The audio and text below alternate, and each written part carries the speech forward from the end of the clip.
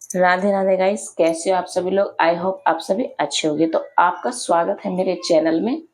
मैं आपसे अपनी कुछ बातें शेयर करना चाहती हूँ। वैसे मैं ज़्यादातर शॉर्ट ही डालती हूँ, लॉन्ग वीडियो मैं बनाती नहीं हूँ, क्योंकि मुझे कोई बताने वाला भी नहीं है और ना मुझे इतना कुछ आता है। बस मैंने ऐसे ही अपना अनुभव शेयर करने के लिए ये वीडियो बनाई है। आप ज़रूर देखें, शायद आपके काम आ जाए। तो मैंने अपने लड्डू गोपाल की भक्ति से इतना सब कुछ सीख लिया कि आप सोच भी नहीं सकते। मैं इनकी भक्ति में ऐसे पड़ गई कि मुझसे सारे दुख दूर हो गए। मेरी शादी को अब 11 साल हो जाएंगे। मुझे लड़की हुई थी, आते ही मुझे लड़की हो गई थी। मेरी लड़की 10 साल की हो जाएगी अब, और मेरा लड़का अभी 1 डेढ़ साल का ही है। तो आप ये सोच रहे होंगे कि इनके बच्चों में इतना गैप क्यों है, क्या पता इन्होंने बनाया नहीं हो। ऐसा कुछ भी नहीं है।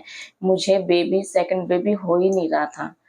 मिसकैरेज हो जाते थे, कभी कुछ हो जाता था, कभी कुछ हो जाता था। मतलब मुझे कोई वो नहीं हो रहा था। मैंने बहुत ट्राई किया, मैंने मंदिरों में जाकर देखा, मैंने डॉक्टरों के पास जाकर देखा, मैंने सब कोशिश करा, लेकिन कुछ भी नहीं हो पा रहा था। मैं बिल्कुल थक चुकी थी।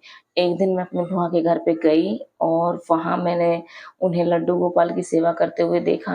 लड्डू गोपाल वैसे भी मेरे घर में पहले से ही थे, लेकिन मुझे वो फीलिंग्स नहीं थी उनके लिए, वो चीज़ नहीं थी मेरे अंदर कि हाँ, मुझे इनकी भक्ति करनी है, इनकी सेवा करनी है। वैसे मैंने उनको देखा तो मुझे फिर ऐसा लगा कि शायद ये सेवा दिल से कर रही है तो मुझे भी इनकी सेवा करनी चाहिए। मेरे मन में ऐसा कुछ नहीं था। लेकिन फिर मैं घर आई और मैंने अपने कान्हा जी को देखा और मैंने उनसे बोला कि आप जब दूसरों को भक्ति में डाल सकते हो तो अपनी बच्ची को क्यों इधर-उधर भटका रखा है। बस मैंने इतना ही बोला था और मैं रो पड़ी बहुत ज़्यादा, क्योंकि बार-बार मिसकैरेज होने के कारण मेरा दिल बहुत टूट चुका था। मुझे बहुत दुःख होता था इन चीज़ों का। मतलब आप ये सोचोगे कि भगवान से भी मेरा विश्वास उठता ही जा रहा था कि भगवान भी मेरी मदद नहीं कर रहे हैं। फिर धीरे-धीरे 1 डेढ़ महीने तक मैं ऐसे ही इनकी सेवा करती रही और फिर क्या नाम है, मैंने बाद में ये भी नहीं सोचा कि क्या होगा, क्या नहीं होगा, बस ऐसी सेवा करती रही। 1 महीने तक तो मेरा बिल्कुल भी मन नहीं लगा था। फिर उसके बाद मेरी ममता होने लग गई इनमें। जैसे-जैसे मैं इनकी सेवा करती गई, वैसे-वैसे मुझे इनकी सेवा से मुझे प्यार होता गया, इनसे लगाव होता गया। मेरे मन में जो दुःख था, जो एक तकलीफ़ थी बेबी ना होने का, वो भी कम होता गया और मैं धीरे-धीरे मेरा जो ज़ख्म है वो भरता चला गया। फिर क्या था, 6-7 महीने तक मैंने अपने कान्हा जी की सेवा करी खूब अच्छे से, दिन-रात मुझे इनकी टेंशन रहती। अब ये करना है, अब वो करना है, अब ये खिलाना है, अब वो पिलाना है। मतलब जो मेरा दुःख था मुझे वो याद ही नहीं रहता था।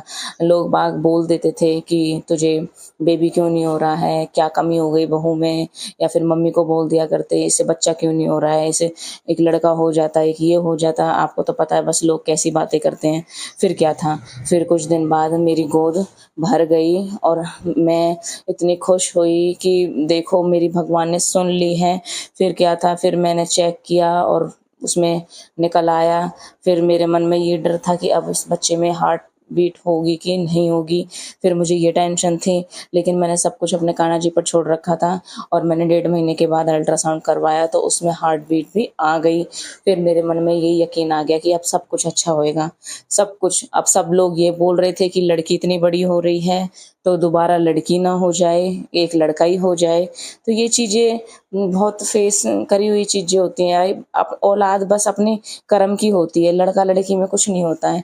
मेरे मन में ये चीज़ नहीं थी कि चलो मुझे कोई लड़की हो जाए तो भी सही है, लेकिन हो जाए, 2 बच्चे तो सबके होने चाहिए। तो फिर क्या था, फिर मेरे सपने में कान्हा जी आते बच्चे के रूप में। तो फिर मेरे मन में ये था कि मुझे लड़का ही होगा। मैं मंत्र जाप करती थी, कान्हा जी की दिन रात मंत्र जाप करती थी, गीता पढ़ती थी, जो भी मतलब भगवानों की चीज़ें थी मैं सब पढ़ती थी। तो 9 महीने ऐसे ही निकल गए, ना मैंने कोई दवाई खाई, ना कुछ, ना मुझे कोई दिक्कत हुई और मुझे मेरा बेटा बिल्कुल नॉर्मल हुआ। ना कोई ऑपरेशन से कोई भी दिक्कत मुझे नहीं हुई, आराम से हो गया। और आप देख सकते हो मेरा बेटा कितना क्यूट है, कान्हा जी को कितना प्यार करता है। मेरे कान्हा जी को कोई हाथ नहीं लगा सकता, उसके होते हुए वो किसी को नहीं देता उन्हें। और उसे गायों से इतना प्यार है। मतलब ये है कि उन्होंने अपनी छवि उसमें छोड़ दी और मुझे ऐसे लगता है कि यही मेरे कान्हा जी है, भगवान ही बच्चे का रूप होता है।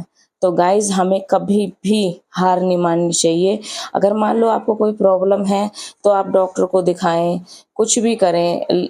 मान लो नॉर्मल रिपोर्ट आ रही है, कोई दिक्कत नहीं है उसमें, तो फिर रिपोर्ट सारी नॉर्मल है, कोई दिक्कत नहीं है, तो फिर क्या है, फिर भगवान के चरणों में जाएं, वो ज़रूर आपकी गोद भरेंगे। गाइस ये मैंने आपको अपना अनुभव बताया है और ये बिल्कुल सत्य है। आप वीडियोस में देख सकते हो कि मेरे बच्चों में कितना ज़्यादा गैप है। आपको मेरी वीडियो अच्छी लगे तो आप लाइक शेयर कमेंट ज़रूर करें और आप मुझे बताएं कि मैं और आगे वीडियो बनाऊं या ना बनाऊं। आपको कोई भी दिक्कत हो आप मुझसे मैसेज में बोल सकते हो, मैं आपको उस चीज़ के ऊपर वीडियो ज़रूर बना कर दूंगी। और मेरी वीडियो आपको अच्छी लगती है नहीं अच्छी लगती है, आप प्लीज़ कमेंट करके मुझे ये चीज़ें भी बताएं। और मैं आपको बता दूं कि मुझे कोई बताने वाला भी नहीं है, मैं खुद से ही वीडियो बना रही हूँ। अगर मुझसे कुछ गलती हो जाए तो उसके लिए सॉरी, लेकिन ये है कि मुझे कोई बताने वाला नहीं है, ना मैं इतना जानती हूँ। बस ये है कि मुझे अच्छा लगता है वीडियो बनाना।